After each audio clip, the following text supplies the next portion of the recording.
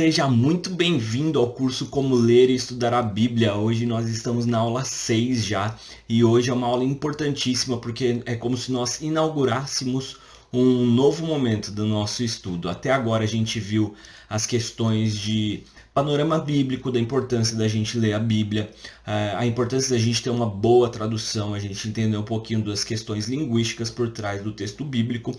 Mas agora a gente vai partir para uma parte mais técnica, aprofundar mais nas ferramentas que nós temos disponíveis e nas técnicas para termos esse nosso estudo bíblico mais aprofundado, mais criterioso e que vai trazer mais significado para a nossa vida. Então vamos lá, hoje a aula é muito importante, hoje a aula tem bastante conteúdo. Já pega a sua Bíblia porque a gente vai falar bastante sobre a Bíblia hoje, a gente vai ler diversos textos. Mas antes, como sempre, né, a gente gosta de relembrar daquilo que a gente estudou. Então, na aula passada, a gente falou a respeito do panorama do Novo Testamento. A gente viu historicamente como estão posicionados os eventos históricos que aconteceram, a cronologia em que aconteceram as situações históricas do Antigo Testamento, do nascimento de Cristo, até as cartas de João. E a carta de Apocalipse, finalizando e nos mostrando a respeito da perspectiva do futuro. Esse todo o panorama que a gente traçou nas duas últimas aulas a respeito do Antigo e do Novo Testamento vão fazer muito sentido hoje com as ferramentas que nós vamos apresentar. Falando um pouquinho, né, de como a gente está então no nosso cronograma. Hoje a gente vai falar de fontes e princípios de interpretação bíblica. Nada mais é do que falar a respeito da interpretação bíblica em si. E o texto que vai nos guiar nessa nossa caminhada de hoje, que vale muito a pena a gente parar para pensar um pouquinho a respeito dele, está lá em 2 Timóteo 2,15, que diz assim: procure apresentar-se a Deus aprovado, como obreiro que não tem do que se envergonhar, que maneja corretamente a palavra de Deus. Então a gente tem aqui o destaque para as palavras aprovado, manejar corretamente a palavra da verdade. Como a gente olha para esse texto, a gente vê da importância da gente se aprofundar no estudo bíblico, e se aprofundar no texto bíblico nada mais é do que se aprofundar na interpretação do texto bíblico. Se a gente tem uma maneira correta, se a Bíblia nos alerta para uma maneira correta de manejar a palavra, de manejar as escrituras, é porque existe uma maneira errada, ou talvez diversas maneiras erradas, maneiras falsas de se manejar a Bíblia. Nem todo mundo que fala em nome da Bíblia está usando a Bíblia da maneira correta. E eu acho que o maior exemplo disso é o próprio momento da tentação de Jesus, quando o inimigo usa textos bíblicos do Antigo Testamento para tentar o próprio Cristo. Ou seja, qualquer pessoa pode usar o texto bíblico e ser, mesmo assim, antibíblico ou não bíblico, porque o inimigo tentou usar a palavra contra o próprio Deus. Então é importante você ter clareza disso. E é por isso que essa aula é tão importante. Então, parafraseando o apóstolo Paulo, eu quero dizer assim: conjuro-te solenemente que você preste atenção na aula de hoje, que você aplique os conceitos da aula de hoje, porque tem tudo para ser muito importante, muito significativo na sua vida. Então vamos lá, vamos entrar no conteúdo da aula de hoje.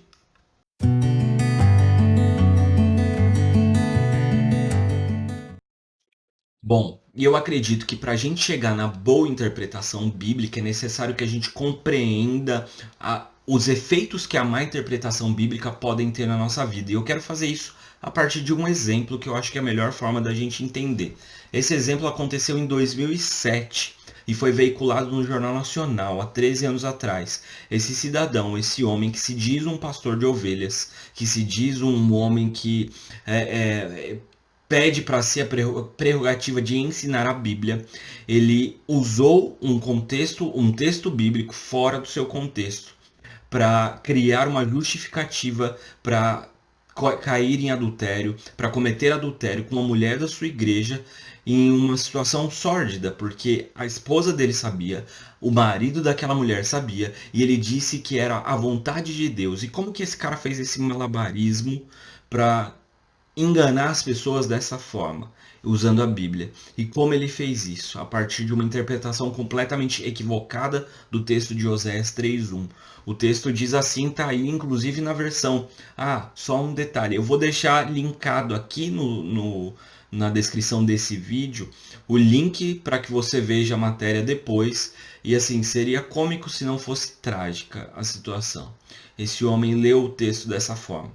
E o Senhor me disse: vai outra vez, ama uma mulher amada de seu amigo e adúltera, como o Senhor ama os filhos de Israel, embora eles olhem para outros deuses e amem os bolos de uvas. Aqui esse contexto de amar outros deuses, amar os bolos de uva, está falando, o meu povo está fazendo oferendas a outros deuses.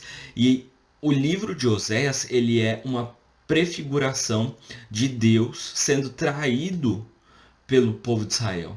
Então, o povo de Israel é a mulher adúltera, prostituta, e Deus manda que de fato Oséias vá e case com uma mulher adúltera, com uma mulher prostituta. Só que sem entender nada desse contexto, esse homem foi, leu e ainda cometeu um erro de português. Então ele leu: e o Senhor me disse: vai outra vez, ama uma mulher amada de seu amigo e adultera. Ele entendeu como se fosse um imperativo. Entendeu? Como pode ser perigoso e como milhares de pessoas são diariamente enganadas por pessoas que interpretam mal a Bíblia de forma intencional ou não. E muitas vezes eu e você podemos ser essas pessoas que estamos interpretando da maneira errada e trazendo aplicações erradas e vivendo debaixo de situações que Deus não colocou pra gente, porque não era aquele que o significado do texto bíblico que nós entendemos, que nós aplicamos para a nossa vida. Quando a gente olha para o cristianismo em si, a gente vê que o cristianismo ele tem diversas vertentes, partindo de um mesmo livro. Eu sei que nós temos aí algumas diferenças do texto bíblico, do cânon bíblico evangélico para o cânon bíblico católico, mas ainda é uma quantidade muito pequena de livros apócrifos, deuterocanônicos, como você quiser. Mas partindo da mesma Bíblia, nós temos diversas vertentes. A gente tem o catolicismo, e o catolicismo ele é dividido também em algumas subvertentes, digamos assim, né? Então tem o catolicismo romano, a gente tem a igreja ortodoxa do Oriente, e nós temos ainda algumas igrejas que são católicas, mas que não reportam Roma. Por exemplo, a gente tem a igreja católica brasileira e algumas outras poucas que não são muito conhecidas, mas existem essas ramificações também dentro do catolicismo. A gente tem as igrejas que partem da Reforma Protestante, que inclusive semana que vem a gente vai comemorar aí 502 anos, né, de Reforma Protestante, 503 anos de Reforma Protestante. E a Reforma Protestante ela dá início às religiões evangelicais. Então a gente tem as igrejas históricas, né, tradicionais históricas, a gente tem as igrejas pentecostais e as igrejas neopentecostais, que existe uma discussão se elas são fruto ou não do protestantismo, não importa, não é o estudo nosso aqui hoje.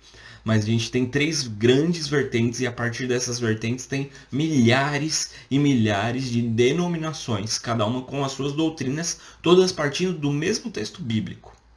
E a gente ainda tem as religiões que são chamadas de restauracionistas, como os Mormons, como os Testemunhas de Jeová, que são religiões que também têm o texto bíblico como um texto sagrado, apesar deles terem outros textos que também consideram sagrados, mas eles também requerem para si o texto bíblico como sagrado. E por que existem tantas vertentes tão diferentes, tão opostas, eu diria? Porque existe uma interpretação diferente para cada texto.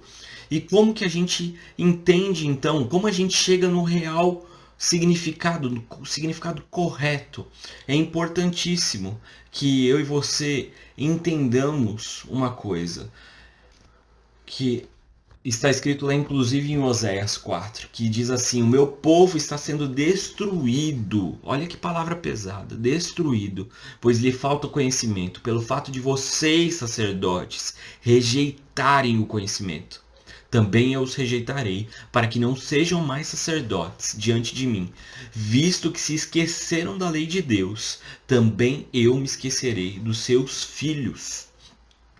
Olha como Deus está sendo criterioso e direto ao ponto em Oséias, nesse contexto que eu acabei de apresentar para vocês.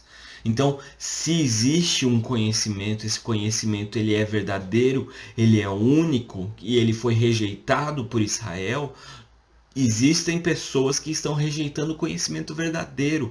E como nós chegamos nesse conhecimento verdadeiro? É importante que eu e você a gente tenha clareza disso. A Bíblia, ela tem um significado. Os textos bíblicos, eles têm um significado, que é o significado intencional do autor. Quando o autor escreve o texto bíblico, o autor humano, inspirado pelo autor divino, pega a sua pena e escreve o seu texto bíblico, ele tem um objetivo, ele tem uma intenção. Ele não está pensando em alguém que mora em São Bernardo do Campo no século XXI, depois de uma pandemia, no meio de uma pandemia. Não é essa a intenção do autor, ele não está falando diretamente para nós. Ele tem uma audiência, ele tem um público, ele tem um objetivo e ele tem uma intenção em escrever aquilo. Quando você escreve alguma coisa para alguém, quando você escreve uma mensagem de WhatsApp, quando você escreve um recado para alguém, com certeza aquilo tem um objetivo. Imagina que complexo seria se daqui 2.000 anos alguém lesse uma mensagem que você deixou para o seu cônjuge, para o seu filho, para alguém que você ama e interpretasse aquilo para a sua própria existência, para a sua própria vida, para o seu próprio contexto. Seria completamente distante daquilo que era a intenção que você tinha. Então é importante que eu e você a gente tenha essa consciência de que o texto bíblico ele tem um significado e esse significado ele se desdobra em diversas significações, aplicações. Então, a partir do momento que eu entendo o significado que o autor original pretendia ao escrever aquele texto, eu posso pegar aquela intenção e aplicar aquele conceito na minha vida. Então é um significado com diversas significações. Significações para os nossos dias de hoje, para a igreja da Idade Média, para os primeiros ouvintes e assim por diante. Então é importante que você tenha essa consciência. E como nós chegamos, então, a esse significado único e específico? É o que a gente vai entrar agora.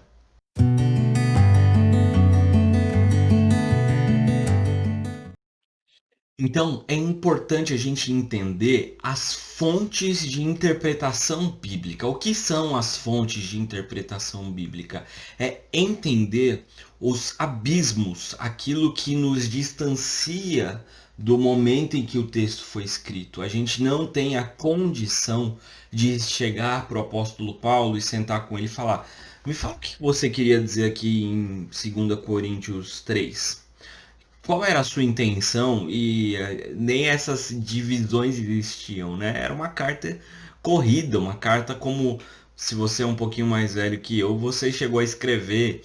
Eu escrevi algumas cartas também, né? Como que a gente vive, como a gente olha para essas situações, para esses abismos e como a gente consegue transpor ultrapassar esses abismos, porque eu não lembrei da palavra. Como que a gente consegue vencer esses desafios? Mas antes de vencê-los, a gente precisa entender quais são. Quais são então as fontes de interpretação do texto bíblico? Primeiro, a gente tem a questão linguística. E acho que a gente já falou bastante nisso, sobre a questão da barreira linguística na aula, se eu não me engano, aula número 3, quando a gente falou a respeito de escolher uma boa tradução. Eu recomendo que você assista esse vídeo, se você não assistiu. Se você assistiu, assiste de novo, relembra. E acho que escolhendo uma boa tradução da Bíblia, você consegue começar a vencer as barreiras linguísticas. Eu falei isso no final daquele vídeo. Quando você estiver fazendo um estudo mais exaustivo, mais sistemático da palavra, quando você estiver olhando para um texto bíblico e fazendo perguntas para o texto e querendo entender o significado daquele texto, nunca faça isso olhando só para uma tradução. Olhe para 3, 5 traduções. Hoje com a internet a gente tem todas as traduções que a gente quiser. Então, olhe para o texto bíblico em diversas traduções. Isso vai te ajudar a transpor, pelo menos em algum nível, essa barreira linguística. A gente também tem uma questão de português. Você entende bem português? Você compreende bem a gramática do português? Porque como a gente viu aquele caso do pastorzinho lá, que nem é pastor, né? Aquele cidadão do começo da aula, aquele cara teve um erro bizarro de português. E ele interpretou o texto bíblico com aquele erro de português e causou aquela miséria toda. Então é importante que a gente tenha as questões gramaticais bem claras na nossa mente, que a gente consiga ler o texto da maneira correta. Isso é muito importante. Uma outra dica que eu posso deixar aqui para vocês a respeito da barreira linguística, se você estiver muito interessado, se aprofunde e se dedique a estudar as línguas originais. Como eu falei já naquela aula, eu quero passar por isso rapidamente. Talvez seja difícil, talvez seja, mas hoje em dia a gente tem possibilidades com a internet, a gente tem cursos online, a gente tem cursos presenciais, a gente tem seminários que oferecem apenas as matérias de línguas originais. Se você não quiser estudar teologia, vale a pena. Vale a pena pelo menos para você conhecer a gramática e entender um pouco mais a respeito da exegese. A exegese é quando você olha para o texto no seu contexto e no seu momento histórico com a língua correta. E o que a gente está falando a respeito de interpretação é um outro nome difícil, que é hermenêutica. Na verdade, o que eu estou fazendo aqui é dando uma aula de hermenêutica para vocês, mas a gente fala de interpretação bíblica porque é mais claro e não é Almeida Revista Corrigida, é Nova Versão Transformadora. Então, é uma aula de interpretação bíblica e não de hermenêutica. O segundo abismo ou a segunda fonte de interpretação bíblica é a questão histórica, que nós precisamos olhar com bastante critério. Para isso eu passei 2 aulas falando a respeito das questões da linha narrativa do Antigo e do Novo Testamento. Ter essa linha narrativa muito clara na sua mente te ajuda no contexto histórico. Não é suficiente totalmente. Aqui, para entrar no contexto histórico, a gente precisa sim de ferramentas auxiliares. E se eu não me engano, na nossa penúltima aula, a gente vai falar a respeito de bons comentários, de bons autores, bons livros, boas ferramentas para a gente ter acesso a esse tipo de informação. Mas ter esse contexto bíblico claro na sua mente, o contexto da narrativa, a linha histórica, que momento aquilo está acontecendo, porque aquele profeta está falando daquela forma, para que reino que ele profetizou, em que situação estava Paulo naquele momento, estava preso, não estava na primeira, na segunda, na terceira viagem. Tudo isso te ajuda a vencer, pelo menos em um aspecto, a questão da distância histórica. A próxima é a distância geográfica, e eu sou ruim de geografia, para falar a verdade, essa é a parte que eu menos gosto, inclusive, da interpretação bíblica. Mas é importante que você entenda isso. O que é a Mesopotâmia, qual que é o significado de Jerusalém, qual que é o significado de Israel, como que se deu as questões da Síria, da Babilônia. Todas essas questões são importantes para que a gente entenda as questões geográficas e aquilo que estava acontecendo. Quando o texto bíblico fala no Novo Testamento a respeito de agricultura, a respeito de pescaria, tudo isso entra nessas questões geográficas. E você ter essa consciência, e tem muitas Bíblias que no final dela já trazem mapas que te ajudam também a transpor essa barreira da dificuldade da questão geográfica. E por último, a gente tem a questão cultural, o contexto cultural. Em que momento aquele texto foi escrito? Para quem ele foi escrito? foi escrito para os coríntios, o que os coríntios viviam? O que era? Qual era a localização geográfica de Corinto? Por que Corinto era uma cidade importante? Todas essas questões, elas vão ser importantíssimas na hora da gente interpretar em todos os livros bíblicos. Então a gente tem contextos culturais completamente distintos. No Antigo Testamento, ali, a vida de Abraão, Isaac e Jacó é completamente distinta dos primeiros ouvintes para quem Paulo está escrevendo, para quem Pedro está escrevendo, para quem o autor de Hebreus está escrevendo. Então é importante que a gente tenha essa questão cultural também em mente. A gente entende melhor, compreende melhor também a questão cultural a partir de ferramentas, a partir de comentários bíblicos, bons comentários bíblicos, a partir também de bons vídeos na internet, de boas pregações. Tudo isso vai dando para a gente ferramentas que a gente vai colocando dentro da nossa mochila e a gente vai aumentando a nossa capacidade de lidar com o texto bíblico. Mas então agora eu quero te convidar para a gente partir para resolver todos esses problemas. E como que a gente resolve? A partir de princípios para uma boa interpretação do texto bíblico.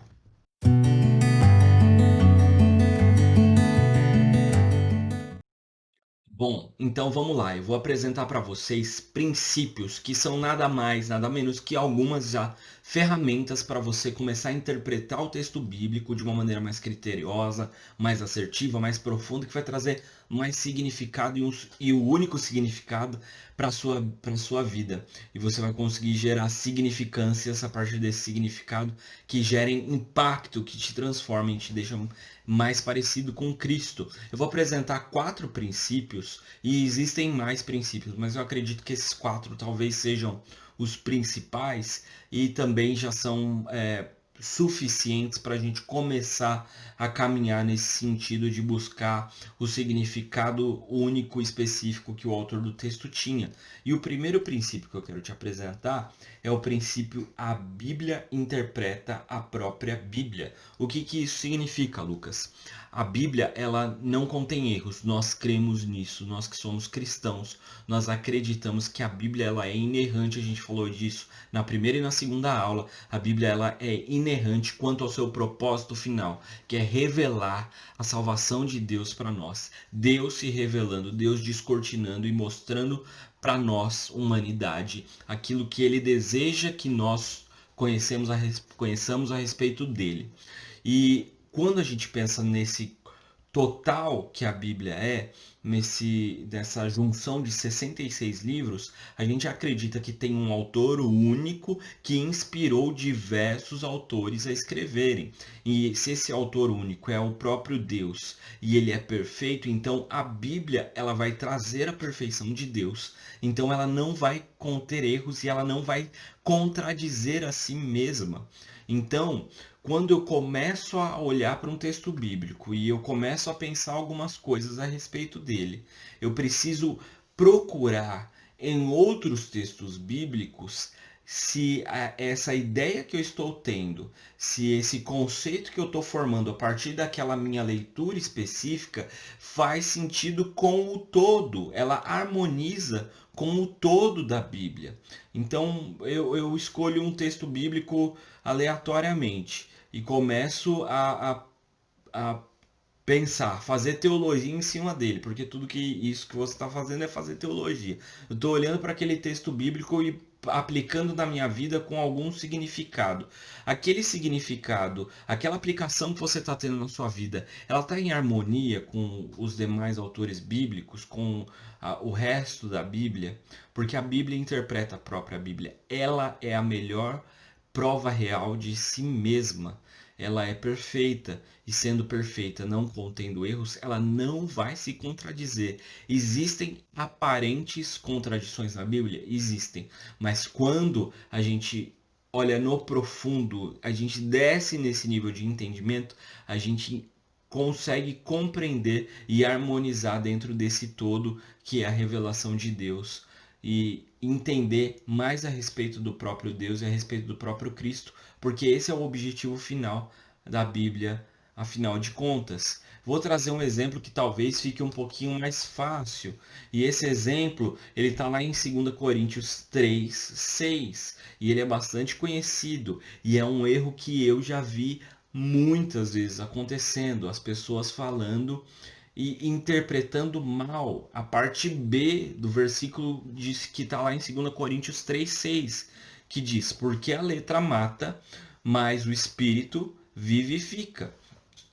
Geralmente esse texto ele é usado como uma argumentação de que estudar a Bíblia muito não é bom. Então a letra mata, mas é o espírito que vivifica, o espírito que vai trazer a revelação. Então você não precisa estudar, você não precisa se dedicar, você não precisa ficar indo para seminário teológico, assistindo o curso do Lucas, assistindo o curso da Vila Euro, do Capacitar. Você não precisa ouvir o EB-Drops, você não precisa procurar bons pregadores na internet, porque só a sua leitura independente, o Espírito vai revelar para você e você vai ter a revelação daquilo que o autor divino quer, porque a letra mata e o Espírito que vivifica. Olha como a gente faz as coisas de forma errada e como a gente traz os nossos pressupostos e a nossa interpretação para o texto bíblico. Se a Bíblia interpreta a própria Bíblia, eu li esse texto e eu ouvi isso e eu estou entendendo que estudar não é suficiente, por que então que lá em Efésios 4:11 o apóstolo fala, o apóstolo Paulo fala para nós que Deus, Ele mesmo concedeu uns para apóstolos, outros para profetas, outros para evangelistas, outros para pastores e outros para mestres. Por que nós precisamos de mestres se a gente não precisa estudar a Bíblia? Por que Deus deu dons específicos de ensino e ensino da sua palavra? Por que os apóstolos falaram lá em Atos 7 que era bom que eles se dedicassem à oração e ao ensino das Escrituras?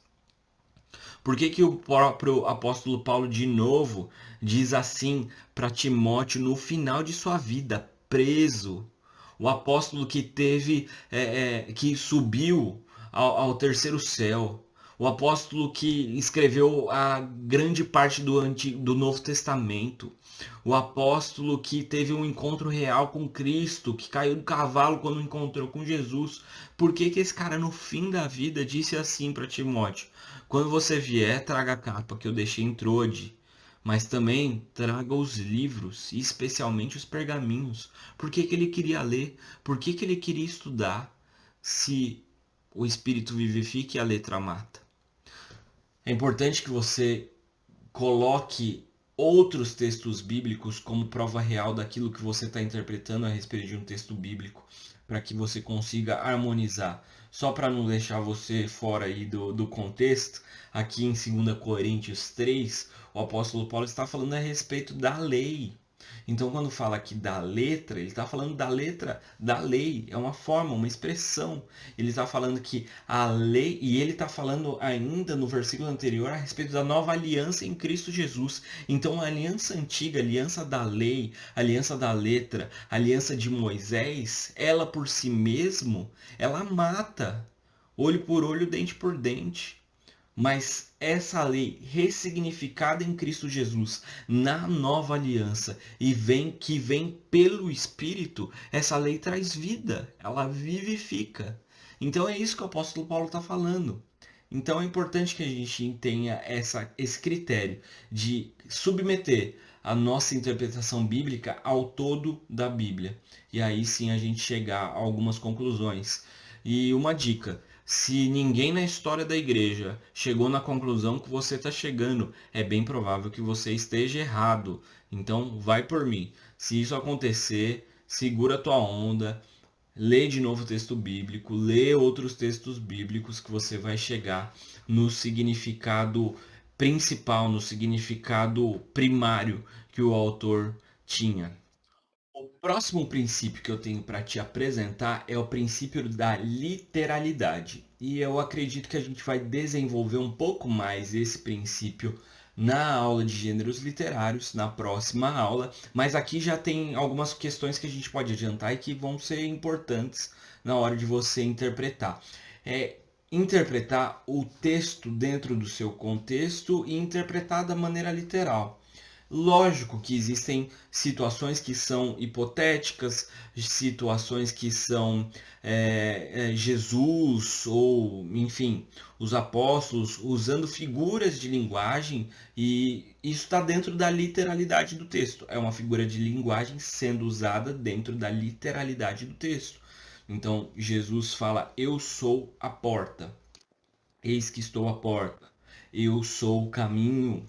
Jesus não é o caminho. Jesus é uma pessoa. Ele não é um caminho. Mas ele está dizendo que ele é o caminho que leva ao Pai. É através dele que você vai poder chegar ao Senhor. Então é importante que você leia essa de maneira literal. Talvez você esteja achando que isso é muito longe da sua realidade, muito distante. Não é, gente, não é. A gente vê muita interpretação que a gente chama de alegórica na igreja acontecendo nos dias de hoje. E a interpretação alegórica, ela foi inclusive durante muito tempo na história da igreja, nos primeiros séculos, a maneira que se entendia como a maneira correta. Então se alegorizava todos os textos bíblicos possíveis. E aí eu vou trazer um exemplo aqui para vocês, que é um exemplo de uma interpretação do texto do filho pródigo, não, desculpa, do bom samaritano.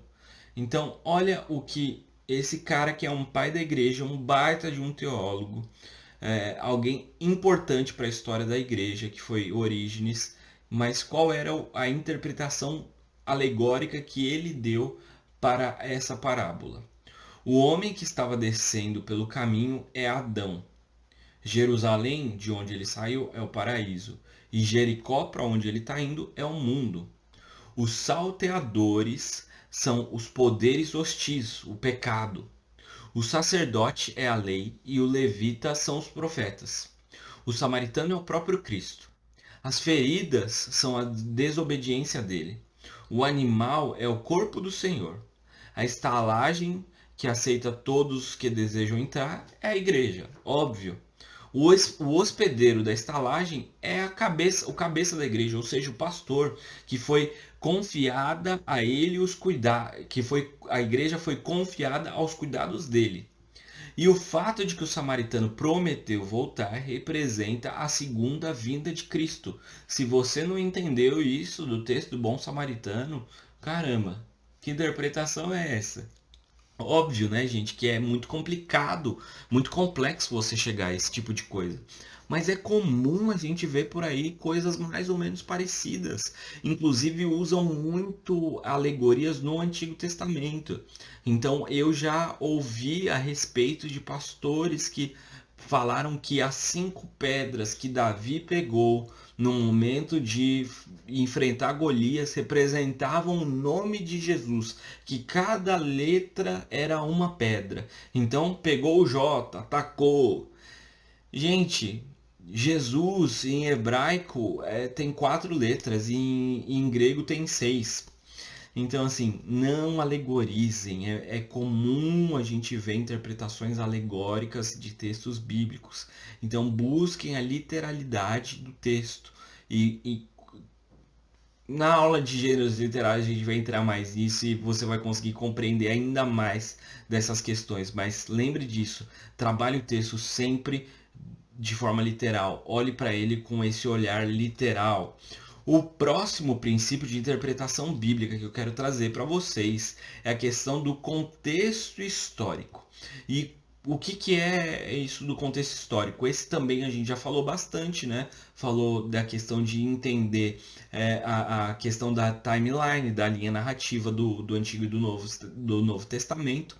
Mas é importante que você entenda as questões daquele momento específico. Então, por exemplo, em um dado momento da história da humanidade, entendeu-se com o elogio para a mulher falar que ela é bela como uma égua. Para o nosso momento histórico, isso é uma ofensa. Mas, para o autor de Eclesiastes, parece que isso era ok, porque ele escreve assim: Você é cativante, minha querida, como uma égua entre os cavalos de Faraó. Imagina um homem falando isso hoje, nos dias de hoje, para sua esposa, para sua esposa, para sua namorada, enfim, você é tão bela, você é cativante, você é como uma égua. Imagina o problema que isso ia dar. Por quê? Porque é o contexto histórico. Aqui estou trazendo só um exemplo pequeno, mas são diversos também os exemplos de contexto histórico, inclusive no Novo Testamento também. Então é importante você entender o contexto histórico, você se apropriar daquilo que está acontecendo. Boas ferramentas, bons comentários, boas bíblias de estudo e também entender aquela linha narrativa vai te ajudar a entender qual é o propósito daquele texto. Eu acredito que a aula passada vai ajudar muito nessa questão. Então, qualquer coisa, volta lá. Se você estiver estudando algum texto, estiver na dúvida, volta lá porque eu dei um panorama de cada um dos textos bíblicos e isso vai te ajudar. E por último, o último princípio de interpretação bíblica que a gente tem é o contexto literário. E quando eu digo contexto literário, eu estou falando de você olhar aquilo que está imediatamente anterior e imediatamente posterior aos versículos que você está lendo.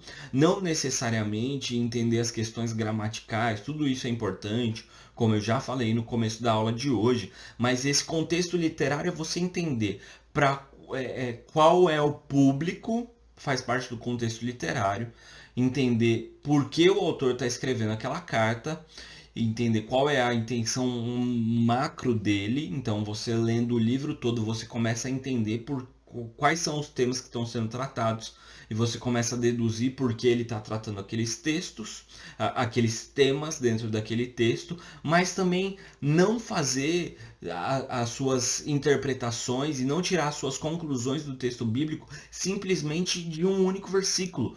Olha o que está em cima, olha o que está embaixo, lê o capítulo todo, lê o livro todo e aí tire suas próprias conclusões. Você quer ver um erro que eu já cometi 1 milhão de vezes, e se você é de Vila Euro, você já viu eu cometendo 1 milhão de vezes esse erro? É o erro que está lá em Mateus 18:20, que diz assim: Porque onde estiverem 2 ou 3 reunidos em meu nome, ali estou no meio deles. Como que a gente usa esse texto de forma errada? Pegando esse versículo e tirando do seu contexto literário e aplicando. Quando eu olho para esse texto e leio, porque onde estiverem 2 ou 3 reunidos em meu nome ali, eu estou no meio deles, significa que Deus se faz presente quando tiverem 2 ou 3.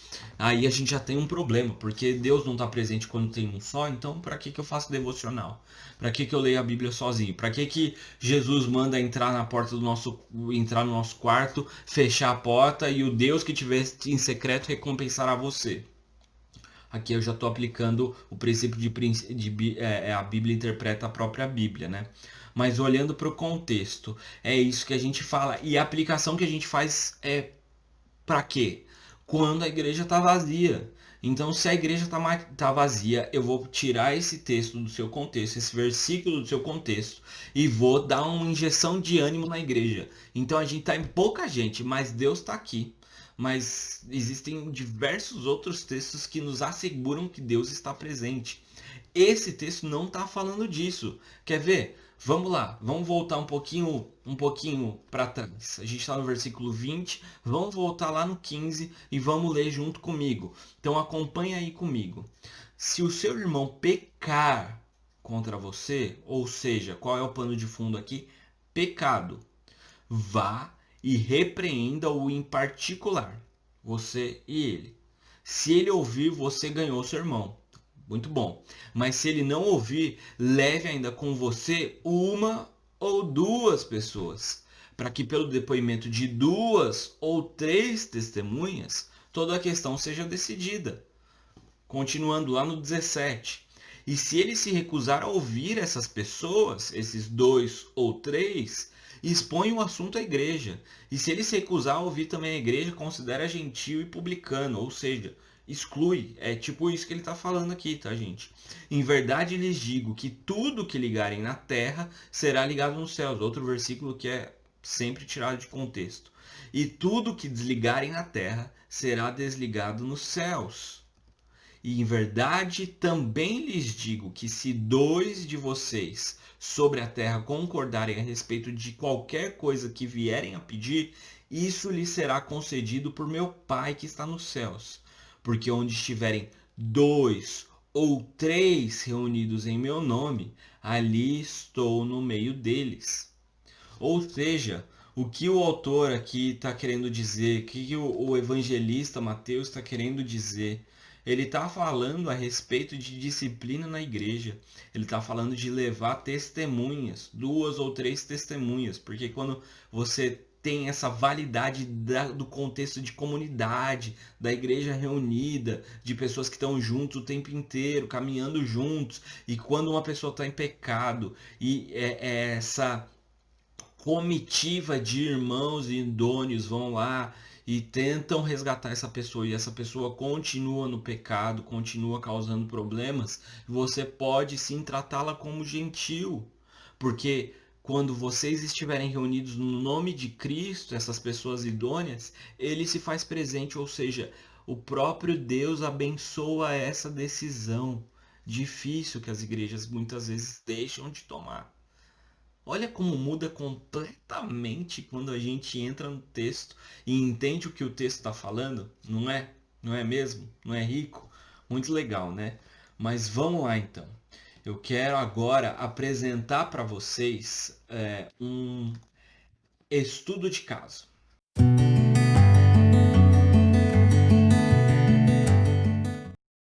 Eu decidi fazer esse estudo de caso para que a gente tenha uma aplicabilidade bem clara, um exercício prático mesmo de como uma interpretação bíblica pode ser errada e como nós devemos submeter a nossa interpretação bíblica a esses princípios, a esses critérios, a essas ferramentas que eu acabei de passar para vocês.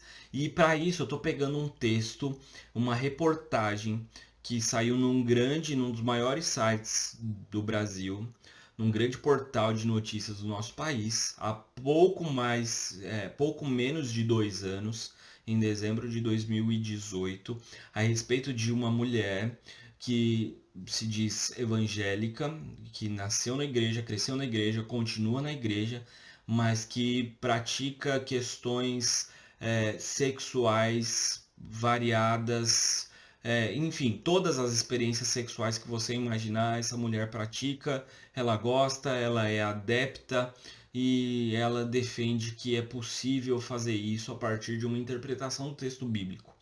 Como isso? Eu trouxe aqui para vocês um pequeno pedaço e, gente, na boa, não vai atrás disso não.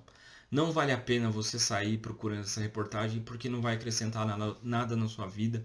É uma reportagem muito triste. Mas existe esses 2 parágrafos que ela diz assim: essa culpa toda que eu sentia por viver a minha sexualidade livremente, fazer algo que ao mesmo tempo me deixa bem, mas que é errado para a igreja, me deixava muito triste. Um dia pedi a Deus que me mostrasse na Bíblia algo que justificasse quem eu sou. Por que eu sou assim? Não consigo fazer diferente, ela pensava. E aí literalmente caiu mesmo, né? Ela caiu em um versículo que dizia: Bem-aventurado aquele que não se condena a si mesmo naquilo que aprova. Comecei a perceber que não tinha por que me sentir culpada.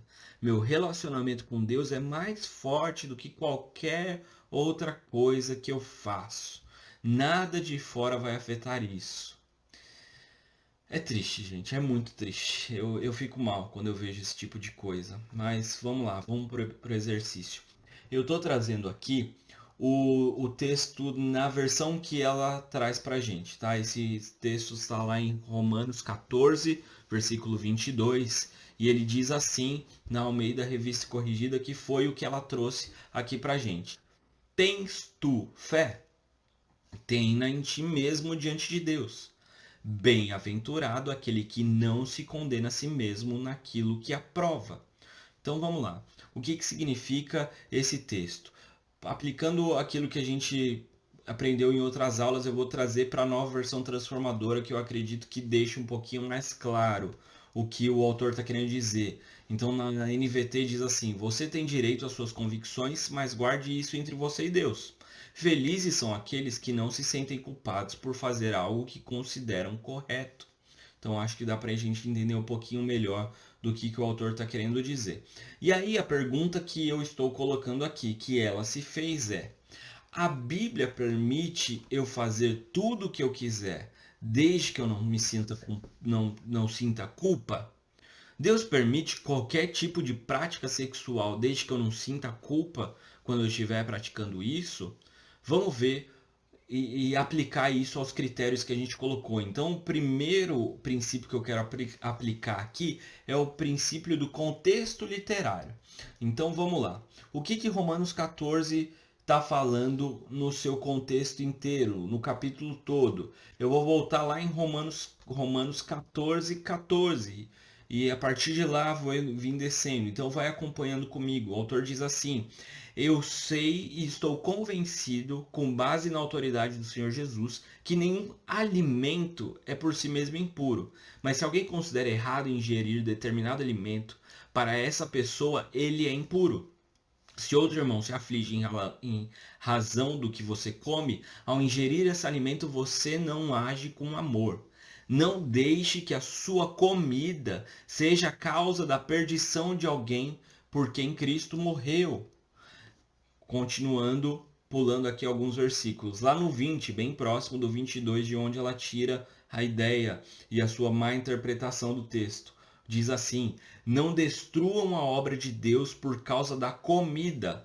Embora todos os alimentos sejam aceitáveis, é errado comer algo que leve alguém a tropeçar.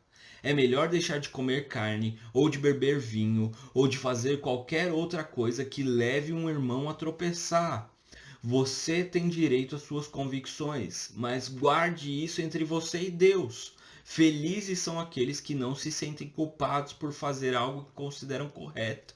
Ela pegou esse pequeno trecho de todo esse contexto e achou que era Deus validando ela a ter práticas sexuais completamente fora do padrão de Deus. Mas o texto continua ainda. Se ela tivesse descido um pouquinho, ela ia ler. Mas se você tem dúvidas, e ela tinha dúvidas, quanto ao que deve ou não comer, quanto ao que não deve ou não praticar, será culpado se você fizer, será culpado se comer, pois vai contra suas convicções. Se faz qualquer coisa sem convicção, está pecando. Então, olha como o contexto literário já nos dá informação suficiente para entender que não está falando de práticas sexuais, está falando a respeito de comer carne. Olha que bizarro, gente. Olha que triste, situação triste, né? Bom, vamos aplicar agora o contexto histórico. E aí você precisa, né, ter algumas ferramentas. O que o contexto histórico de Romanos 14 está trazendo para a gente? Por que Paulo está falando de comer carne, se é lícito ou não? Porque no mundo romano daquele momento existiam muitos deuses, muitos sacrifícios a outros deuses, sacrifícios de animais. E tanto em em Roma, né, quanto em Corinto, existiam milhares de templos de deuses, cada um desses deuses exigindo sacrifícios de animais. E aí essa carne que era sacrificada, depois de sacrificada, aquilo que não era usado completamente na queima do sacrifício, ela era vendida. Então os cristãos se perguntavam: eu posso comer a carne porque eu não sei se ela é uma carne sacrificada a outros ídolos, a outros deuses ou não. Então é lícito eu comer carne? O apóstolo Paulo está falando: ó, você pode comer. Porque não é isso que vai tirar a sua salvação, é um pouco disso que ele está falando. Mas se as outras pessoas que convivem com você acham que você não deve pecar, não deve comer, porque você vai estar em pecado e essas pessoas se escandalizam quando você come, então não come. Então é melhor você não comer. E é melhor você ganhar a alma dessa pessoa do que você fazer a sua própria vontade. É esse o contexto histórico de Romanos 14. E por último, o último que eu quero aplicar aqui é o princípio de que a Bíblia interpreta a própria Bíblia. Então, quando a dúvida dela é: eu posso ter práticas sexuais? A Bíblia permite que eu tenha práticas sexuais ou que eu faça qualquer outra coisa que eu quiser, desde que eu não sinta culpa? Vamos ver o que a Bíblia fala. Lá em Romanos 13, um capítulo anterior, diz assim o apóstolo Paulo: vivamos dignamente, como em pleno dia, não em orgias e bebedeiras, não em imoralidade e libertinagem, não em discórdia e ciúmes. Aplica literalmente, aplica o contexto da literalidade. Está falando de orgia, está falando de moralidade e libertinagem, está falando de questões sexuais, está falando vivamos dignamente, não nessas coisas. Se ela tivesse voltado um capítulo, ela já teria a resposta para essa sua pergunta. Mas tem mais coisa. O texto bíblico ele é muito rico, inclusive, né? Lá em Romanos 1, no mesmo livro, gente, no mesmo livro, Romanos 1 começa dizendo assim: por isso Deus os entregou à impureza pelos desejos do coração deles, para desonrarem o seu corpo entre si. Deus entregou a galera ao pecado. Deus entregou eles para desonrarem o seu próprio corpo. E nisso eles trocaram a verdade de Deus pela mentira, adorando e servindo a criatura em lugar do Criador, o qual é bendito para sempre. Amém. Por causa disso, Deus os entregou a paixões vergonhosas, porque até as mulheres trocaram o modo natural das relações íntimas por outro contrário à natureza. Tem dúvida? Ficou dúvida? Não fica. A própria Bíblia interpreta a Bíblia e a gente está falando do próprio livro interpretando o próprio livro. Se gerou essa dúvida no coração. Então, gente, esse daqui foi um casezinho, um estudo de caso que eu estou apresentando para vocês, para que a gente tenha isso de uma forma mais prática, que a gente consiga aplicar e ver, né, sendo aplicado esses princípios. Mas aí eu deixo o meu desafio para vocês nessa semana, que é você escolher um texto bíblico do livro que você está lendo e aplicar esses princípios que eu passei para vocês hoje, os princípios aprendidos na aula de hoje, e que você compartilhe aqui com a gente, coloca nos comentários o que você está achando, se você conseguiu aplicar, se você teve dúvidas, quais princípios você aplicou e como isso ajudou ou não a sua leitura bíblica. Vamos orar, gente, para finalizar. Estourou um pouquinho a aula hoje, mas vamos lá.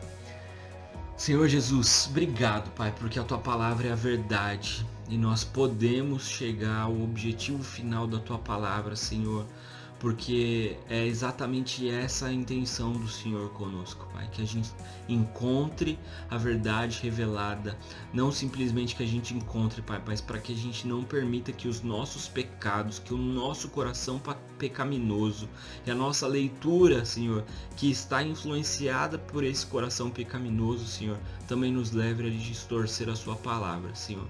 Nos ajuda, nos capacita, nos abençoa e fica com a gente, Pai, em nome de Jesus. Amém. Tchau, tchau, galera. Até semana que vem.